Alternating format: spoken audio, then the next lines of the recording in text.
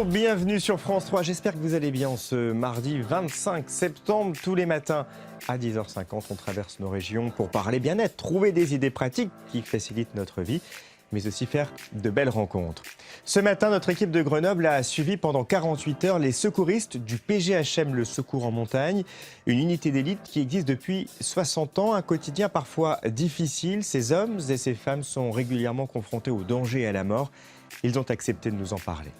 On restera à la montagne à quelques heures de Passerata pour goûter une spécialité savoyarde, l'abondance. Son secret de fabrication se transmet de génération en génération. Vous verrez. Mais avant cela, vous l'avez certainement remarqué si vous arpentez les allées des supermarchés, c'est la pleine période des foires au vin. Le vin, on en boit moins de 42 litres par habitant et par an. Alors, s'il faut bien sûr le consommer avec modération, il fait partie de notre quotidien. Mais comment choisir ces bouteilles ou faire de bonnes affaires en ce moment? C'est l'instant pratique. Des centaines et des centaines de bouteilles dans les rayons des supermarchés. Les Français ont l'embarras du choix en cette période de foire au vin. Mais est-ce vraiment le lieu pour faire de bonnes affaires? Faut-il privilégier les cavistes? Comment apprendre à bien choisir son vin? Voici quelques éléments de réponse. Conseil numéro 1, achetez malin. Les foires au vin sont devenues un rendez-vous incontournable pour tous les Français qui veulent remplir leur cave. Bon, ils disent que ça vaut le coup quand il y a la foire en vin, bon, on va voir. Mais comment être certain de faire le bon choix? Un Bordeaux à prix cassé, est-ce une bonne affaire? On a du Saint-Estèphe, pèlerin de la Faux-Rocher. On est à 19,95 la bouteille. En moyenne, c'est à peu près dans les 24-25 € la bouteille, à minima. Le mieux est bien sûr de déguster ce que l'on achète et les hypermarchés sont de plus en plus nombreux à le proposer. C'est un moment très agréable. Et puis, bon, c'est pas un souci, même si les néons, c'est moins peut-être agréable que forcément à côté des vignes. Mais bon, c'est quand même un moment de partage. L'ambiance des grandes surfaces ne remplacera également jamais celle plus intimiste des cavistes. Et ce n'est bien sûr pas le seul avantage de ces professionnels du vin. Nous, ça va être tout sauf du déstockage, ça c'est une évidence. Et ce que l'on met en avant pendant à peu près un mois, c'est de belles bouteilles à point, à des prix plus doux. Et de faire partager ça, on est plus autour de produits que du merchandising. Conseil numéro 2, éduquer son palais. Il est très moelleux, oui, il est bien rond en bouche. Choisir un bon vin s'apprend. Depuis quelques années, les stages d'œnologie se multiplient en France. En juin, à la traditionnelle fête du vin à Bordeaux, les visiteurs se bousculent pour participer à ces formations. On invite les festivaliers à embarquer finalement dans un voyage initiatique. On a imaginé 15 ateliers différents. Il y a des ateliers plutôt personnels, sur mesure, et des ateliers un peu plus thématiques d'une trentaine de minutes. Donc on a cultivé autant le côté dégustation, arôme, expérience autour du vin. Ces ateliers sont tous animés par des formateurs de la prestigieuse école du vin de Bordeaux. Conseil numéro 3, s'immerger dans les vignes. Pour tout savoir sur un vin, l'idéal, c'est de se rendre chez le viticulteur. Avec le développement de l'œnotourisme, de plus en plus de domaines viticoles ouvrent leurs portes. Visite des caves, des vignes, une occasion unique pour parfaire ses connaissances.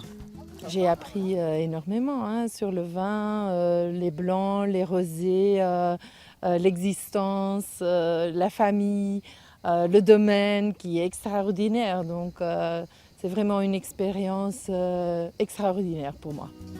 Et pour apporter encore plus d'informations aux touristes, certains viticulteurs, comme ici dans le Gard, proposent des visites 2.0.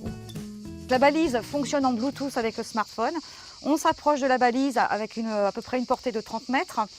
Et là, on détecte automatiquement, le contenu va ressortir sur le smartphone. Un contenu qui raconte l'histoire de ce terroir. Voilà, les galets roulés par le Rhône apportent de la minéralité au vin. Donc voilà, ça exprime vraiment après ce que vous allez pouvoir retrouver en dégustation. En conclusion, si comme de nombreux Français vous aimez le vin, avec modération bien sûr, profitez des bonnes affaires des foires au vin, mais achetez malin. Développez vos connaissances avec des stages d'œnologie et surtout allez à la rencontre des viticulteurs. Oui, le no-tourisme qui connaît un succès fou. Aujourd'hui, ce secteur attire 10 millions de visiteurs tous les ans.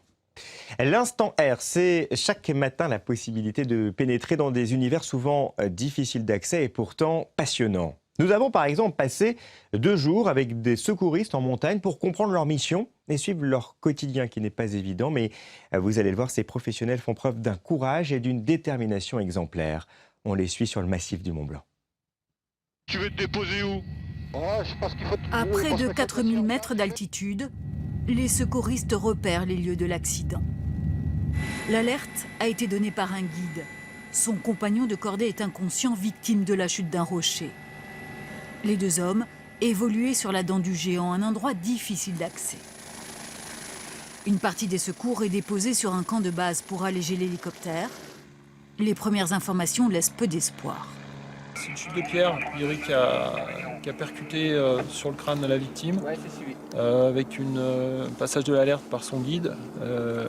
Puis, le fait de l'endroit, c'était très difficile d'intervenir sur place, voire impossible, y compris pour son guide, pour faire des manœuvres de secourisme. L'homme est sans doute mort sur le coup. Donc vous extrayez, vous amenez ici. Son corps est finalement dégagé du massif rocheux, son guide évacué. Une intervention délicate, même pour les gendarmes très aguerris du PGHM. C'est hyper dangereux, enfin, il y a plein de trucs qui se rajoutent. Les pierres qui peuvent nous tomber dessus, le fait qu'on peut glisser, le relais qui n'était pas exceptionnel. Enfin, c'est un ensemble de trucs qui fait qu'il ne faut mieux pas rester travailler des fois dans certaines zones. Une fois les opérations terminées, retour à la base. Mais pas le temps de souffler, les alertes s'enchaînent.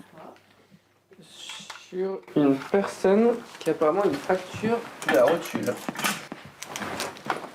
Ce jour-là, Michael Ruaro est affecté à l'équipe numéro 1, les premiers sauveteurs à partir. On est en train de faire, mais en général, en moins de 10 minutes, dans les 5 minutes, on est parti.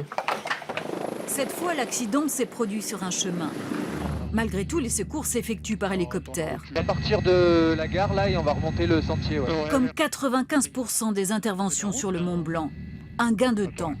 L'appareil permet de rejoindre n'importe quel point du massif en moins de 10 minutes. L'accès est difficile en 4x4, du coup c'est quand même beaucoup plus simple pour nous en hélico. Bon, la queue. Ouais, la queue c'est bon, on est sur le chemin, de toute façon, Philippe. L'hélicoptère pose l'équipe, puis redécolle aussitôt. Pour 1 minute. Il tourne, pendant qu'au sol, les secouristes portent les premiers soins. Cette randonneuse est tombée de sa hauteur sur le chemin. Sa jambe est immobilisée, impossible pour elle de marcher. Voilà. Elle est portée jusqu'à l'hélicoptère, puis évacuée vers l'hôpital de Chamonix. Au PGHM, les techniques de secours évoluent sans cesse. Avant, les hélicoptères et les moyens faisaient qu'on était obligé d'intervenir en allant chercher les gens. Et après, on essayait de faire du secourisme comme les pompiers, mais une fois qu'on était dans un endroit plus facile, on va dire. Et maintenant, en fait, on essaye de plus en plus, avec les nouveaux hélicoptères qui sont plus puissants, d'amener plus de monde et plus de moyens sur place pour vraiment faire du secourisme le plus tôt possible. Mais parfois, il n'y a plus rien à faire, comme pour cette cordée de 3 alpinistes qui a dévissé. Des hommes d'une 50aine d'années, sportifs et correctement équipés. Pourquoi ont-ils chuté ? C'est aux hommes du PGHM qu'il revient d'enquêter avec leur double casquette de gendarmes et de spécialistes de la haute montagne. En fait, je vous appelle pour vous rendre compte d'un accident mortel en montagne. C'est systématique. Là, en l'occurrence, il y a 3 décédés, mais s'il y avait eu un blessé, s'il y a un professionnel en cause, savoir les responsabilités de chacun. Le temps du secours, il peut être très rapide, en 5, 10, 20 minutes, ça peut être terminé, mais après, derrière, il y a des auditions à faire, il y a donc des procès-verbaux, il y a plein de choses à faire, et ça peut durer dans le temps. Ça, c'est beaucoup plus long que le secours. Chaque année, le PGHM de Chamonix effectue 1200 opérations, un tiers des secours en montagne en France. Et depuis sa création en 1958, le PGHM a secouru près de 50 000 personnes. Alors si vous étiez avec nous hier, vous connaissez cette maison partagée près de Dijon. C'est une maison où vivent ensemble des handicapés et des valides. Et toute la semaine, nous suivons cette colloque joyeuse et solidaire. Les uns sont en situation de handicap, les autres sont valides. Depuis quelques mois, ils vivent ensemble dans un appartement partagé.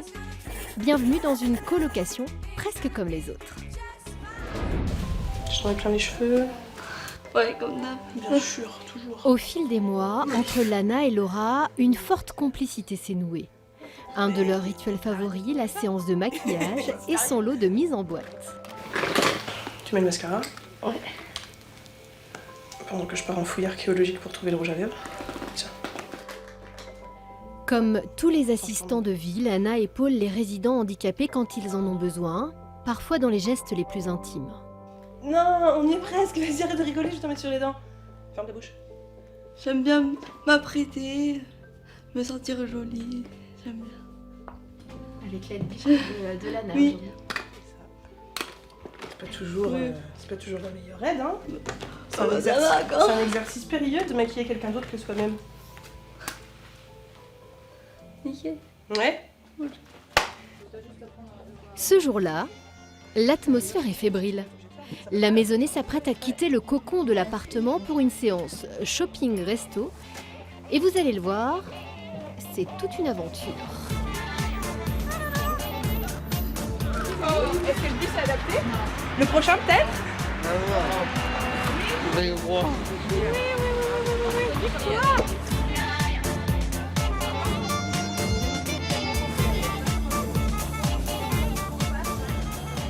Oh mon Dieu, bon, on sera jamais dans ça.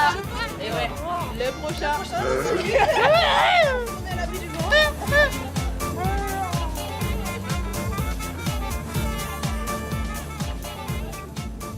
C'est mieux d'en rigoler comme ça, après eux ils se sentent mieux.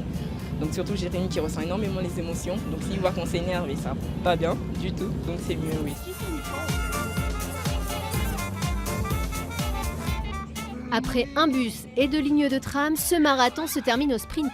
Pas question de laisser la fatigue, le froid ou le regard de certains passants émousser l'élan du groupe. C'est un petit peu le grand jeu, oui. Les autres rigolent sur d'autres choses et nous on fait avec ce qu'on a. Les fauteuils. En mode shopping, le groupe s'éparpille en fonction des centres d'intérêt de chacun. Sans surprise, Nathalie traîne Kevin, un assistant de vie, aux loisirs créatifs. Jérémy, lui, ne pouvait rater le rayon musique. Dans sa roue, une autre assistante, Catherine, ces deux-là partagent leur coup de cœur du moment. Je sais plus où je l'ai trouvé, tiens, lisse en attendant. Je sais pas si t'avais déjà vu, mais ça a l'air trop bien. Il est super lourd. Laura et Lana, quant à elles, furettent au rayon roman, évidemment. Ah oui, il est intéressant, je vais peut-être le prendre. C'est le paradis pour moi. Tout ce qui est livre, écriture, j'adore ça. C'est ma passion. On est en dehors des liens du travail. Il n'y a pas de lien assistant, résident. On partage des moments en toute amitié. Là, si c'est moi qui l'accompagne, c'est pas du hasard. J'adore ça aussi. On se voit différemment et on crée des liens affectifs différents. Et du coup, on oublie un peu nos soucis. On s'évade un peu. Joli zoo, elle est super jolie zoo. Je te fais écouter la 4. Je t'assure, il est super. On sort comme tout le monde, on peut profiter de ses passions et acheter, voilà. Et être au sein du monde. Resto, balade en ville, bowling, les idées de sortie ne manquent pas. Les résidents ne sont pas en reste pour en proposer. Ça tombe bien car ces petites virées n'ont rien d'anecdotique. On n'est pas pareil à la maison qu'on l'est à l'extérieur, donc il y a d'autres pistes de travail aussi au niveau de la socialisation, au niveau du regard des autres. C'est aussi différent à l'extérieur et puis c'est important parce que nous-mêmes, tout le monde, vous également, dans la vie de tous les jours, vous sortez et c'est important que tout le monde puisse le faire aussi. Donc on lutte effectivement contre les bus qui ne sont pas forcément toujours adaptés, contre les trottoirs qui ne sont pas toujours à niveau, contre les allées qui peuvent être compliquées pour faire passer 2 fauteuils. C'est ça qui peut demander un peu d'énergie, mais en même temps c'est pour un beau résultat. S'épanouir au cœur même de la cité, d'égal à égal. Pour les occupants de l'appartement partagé, ce n'est pas qu'un idéal, c'est une réalité. Et si vous aussi vous menez des initiatives aussi belles que celle-ci qui favorisent le vivre ensemble, n'hésitez pas à vous filmer et à nous envoyer votre témoignage sur la page Facebook de France 3 Toute Région. Nous diffuserons votre vidéo dans une prochaine émission. L'Instant Air continue et dans quelques minutes, on rencontrera un chuchoteur. Cet Australien parvient à dresser les chevaux en leur murmurant à l'oreille. Ça rappelle un film, vous verrez. On prendra aussi un bon bol d'air en plein cœur du parc national de la Vanoise en Savoie, où se trouve entre autres le lac Blanc, un décor dépaysant. Ce sera notre instant découverte. Mais avant cela, on reste dans la région pour goûter la spécialité, l'Abondance, un fromage fabriqué depuis des générations.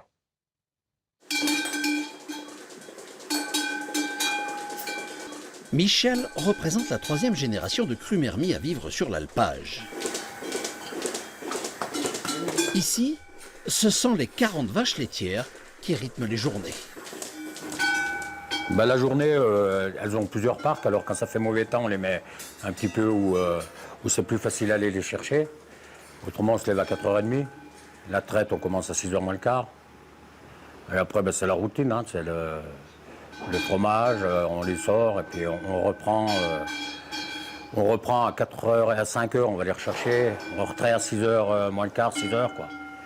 Et après, on fabrique pas le soir, on frotte du lait, on fabrique le matin. On fabrique un fromage qui porte le nom de la vallée, du village, de la vache même qui fournit le lait, l'Abondance. Pour le réussir, Béatrice, l'épouse de Michel, brasse. Elle applique soigneusement la recette de belle maman. Elle disait qu'il fallait y aller tout doucement. Là, cette première partie, c'est la plus importante. Mais c'est quand même mieux à la main. On travaille mieux la matière. Il faut arriver à faire un grain bien régulier. L'Abondance bénéficie d'une appellation d'origine protégée depuis 1990. Mais ses origines sont beaucoup plus anciennes. C'est les moines à l'abbaye d'Abondance ils venaient de Saint-Moritz. Il y a eu une séparation, ils sont installés à Abondance. Ils ont appris aux gens à faire du fromage. En 2017, Béatrice et Michel ont produit 20 tonnes d'Abondance. Le couple pratique la vente directe, au magasin ou au restaurant. Mais avant d'en arriver là, les meules séjournent paisiblement dans la cave de l'alpage. Au fil des mois, le fromage acquiert sa personnalité, issue d'une nature tout aussi exceptionnelle que le savoir-faire des producteurs. Il y en a qui n'ont pas la même main. Tout le monde a une main différente pour décailler, pour couper le caillé. Un bon croûtage, bon là ils sont tout jeunes. Et puis en qualité, c'est ce qu'elles mangent. Elles ne mangent que de l'herbe. De la bonne herbe en altitude, il y a plus de goût, plus de saveur. Et ça fait un bonne Abondance. C'est l'affinage sur planche d'épicéa qui donne à l'Abondance ses arômes fins et fruités. La production annuelle s'élève à près de 3000 tonnes et sa réputation en fait un véritable atout pour le développement touristique. Le produit en lui-même fait partie des déclencheurs du choix de la destination. Voilà, parce qu'on le fabrique sur place, c'est directement du producteur au consommateur, et il influence le choix de la destination. Donc c'est là la véritable valeur ajoutée. Une interaction qui n'a pas échappé à Béatrice et Michel. Désormais, la terrasse de l'alpage est aménagée pour accueillir au mieux le randonneur et lui faire découvrir les saveurs d'Abondance.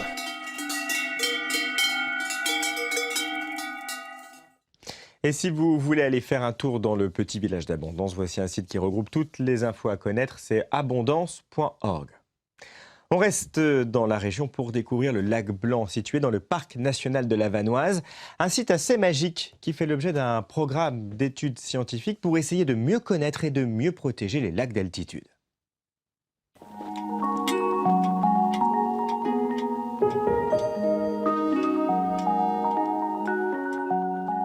C'est une balade au cœur du parc national de la Vanoise. Ils ont des sacs chargés d'étranges ustensiles. Mais Florent et Vincent ne sont pas venus au lac Blanc pour admirer les reflets des glaciers. À 2300 mètres d'altitude, face à une nature calme et sauvage, les deux spécialistes sont là pour effectuer prélèvements et mesures.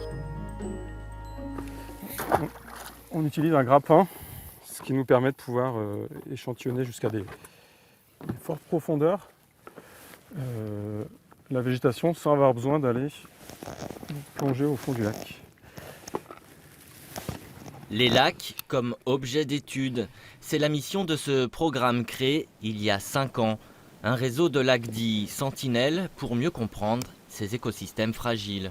On s'est fixé comme limite minimale 1800 mètres d'altitude. Et on a essayé à l'échelle des Alpes de choisir des lacs qui étaient dans des contextes relativement différents. Donc à la fois des lacs donc dans des zones d'alpage, mais aussi ça va jusqu'à des lacs qui viennent d'être créés avec le retrait glaciaire pour avoir justement un panel qui soit le plus diversifié possible. Bien qu'isolées, ces étendues d'eau bleutée subissent elles aussi l'impact de l'homme. Les recherches et les observations menées sur ce réseau de 25 lacs des Alpes permettent d'abord de dresser un état des lieux. Les premières conclusions, c'est que finalement on a sous-estimé l'abondance de végétation dans ces lacs d'altitude. Et finalement on a beaucoup de lacs d'altitude qui ont beaucoup de végétation. Et pour l'instant on ne peut pas forcément tirer des conclusions sur les aspects changement global, effets du pastoralisme ou de la pisciculture sur cette végétation, ni les effets du changement climatique. Mais l'idée c'est d'avoir des suivis témoins. En Vanoise, 5 lacs comme celui-ci sont scrutés, examinés, répertoriés. Et tous ces prélèvements permettent de mieux connaître l'état écologique de ces plans d'eau. Depuis 1970, la température moyenne a augmenté de 2 degrés en hiver dans les Alpes. Les lacs d'altitude en sont des témoins discrets. Les étudier, c'est aussi les préserver, avec l'espoir d'admirer encore longtemps les lumières qui s'y reflètent.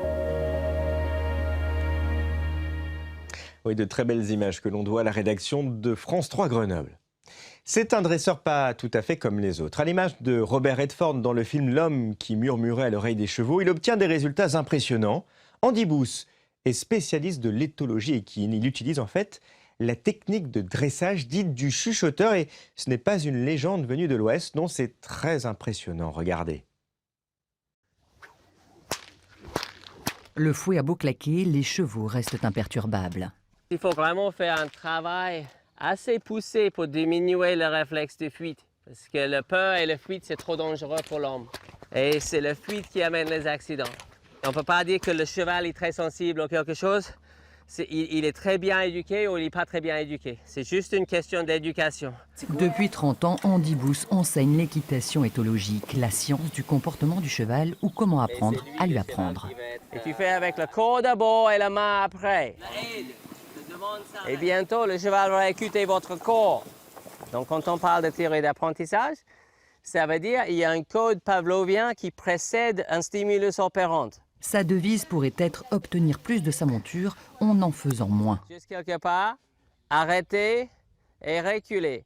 Sans rêne, sans mort, de façon presque invisible pour ceux qui regardent, il déplace son cheval. Juste avoir le cheval entre les jambes et être capable de basculer le cheval vers la gauche, basculer le cheval vers la droite, basculer le cheval vers la gauche. Ce savoir-faire fascinant, Andy Booth l'a appris dans le monde entier. Lui, le petit Australien, né dans une gigantesque ferme et à cheval avant même de marcher. Arme de cheval en Australie, c'est une chose. Après, j'ai parti aux États-Unis, j'ai eu beaucoup de chance. J'ai gagné un bourse par la reine d'Angleterre pour faire les études de chuchoteur aux États-Unis. Et le chuchoteur, c'est rien de magique, c'est rien de mystique. C'est juste les gens qui, c'est pas qui parlent aux chevaux ou qui parlent à l'oreille des chevaux. C'est les gens qui savent comment le cheval apprendre et qui sont capables d'éduquer le cheval en douceur. De ces 5 années américaines, Andy revient accompagné. Stormy ne le quitte plus. C'est une sacrée aventure. Elle est 21 ans maintenant et je l'ai débré la première fois quand elle avait 2 ans. Stormy est une zorse, un croisement rare d'un zèbre et d'une jument réputée impossible à dresser jusque-là. J'ai souvent entendu « je n'arrive pas, c'est la faute du cheval ». Et je pense que Stormy, c'était pour moi et peut-être même pour beaucoup de personnes, pas tous dans le monde, la preuve que si on arrive avec ça, on n'a pas d'excuses. Ainsi, les élèves d'Andy, amateurs ou professionnels, quelle que soit leur discipline, course, dressage, saut d'obstacles complet, endurance ou simple loisir, peuvent intégrer cette science dans leur quotidien. Ça m'a permis de pouvoir avoir un cheval qui est intéressé et motivé à aller sauter. De cela, elle a envie. Et on n'est pas dans une contrainte où c'est moi qui vais l'obliger à sauter, mais plutôt elle qui est aussi intéressée pour aller sauter. C'est une complicité que l'on croit avoir, mais qui en fait est décuplée. de sauter sans mort. Ça permet d'être complètement à l'écoute du cheval, mais complètement. Et ça, c'est merveilleux.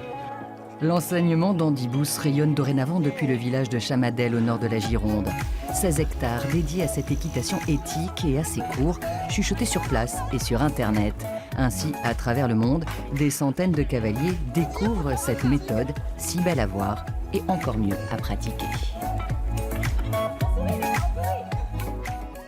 Superbe histoire comme on les aime dans l'instant R. La quotidienne des régions qui revient dès demain matin, 10h50 sur France 3. On fera encore de belles rencontres, on parlera bien-être et pratique. On vous donnera notamment des clés pour apprendre le plus facilement possible une langue étrangère. Il y a 2-3 trucs à connaître. Très belle journée, tout de suite, c'est Midi en France.